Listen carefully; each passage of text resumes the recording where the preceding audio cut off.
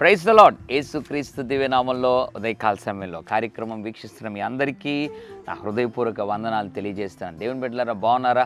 హృదయం అంతా కలవరం, ఆందోళన, దుఃఖం, దిగులుతో ఉన్నావా? ఈ ఉదయకాల సమయంలో అవన్నిటిని విడిచిపెట్టాలని దేవుడు ఒక మాటను జ్ఞాపకం చేయాలని ఆశపడుతున్నాడు. పరిస్థితులు ఏదైనా కూడా నీ హృదయం మాత్రం ఎట్టి పరిస్థితుల్లో ఆందోళన చెందడానికి వీల్లేదు. ప్రసంగి గ్రంథం 11వ అధ్యాయం 10వ వచనం, నీ హృదయములో నుండి వ్యాకులమును తొలగించుకొనుము. ప్రభు అంటున్నాడు, నీ హృదయములో నుండి వ్యాకులం, దిగులు, దుఃఖం తొలగించుకోవాలి.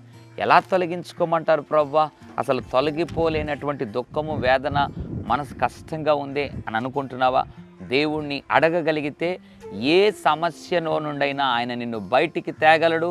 ఆ సమస్య ద్వారా నీకు వచ్చినటువంటి దుఃఖం ఏదైతే వ్యాకులం ఉందో దాన్ని కూడా తొలగిస్తాడు. అందుకే ప్రసంగి 11:10లో ప్రభు రాయించాడు, నీ హృదయములో నుండి వ్యాకులం తొలగించుకో. ఇంకా సందేహాలన్నీ విడిచిపెట్టు.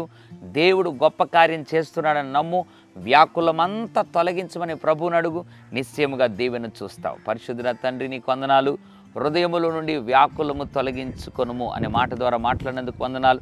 ఎంతమంది అయితే ప్రభు దిగులు, దుఃఖం, ఆందోళన ఉన్నారో, హృదయం అసమాధానంతో ఉందో అని జ్ఞాపకం చేసుకొని హృదయములో నుండి ఆ వ్యాకులమును తొలగించి వారు ఎదురు చూస్తున్న కార్యాలు జరిగించమని యేసు నామములో ప్రార్థిస్తున్నాను తండ్రి.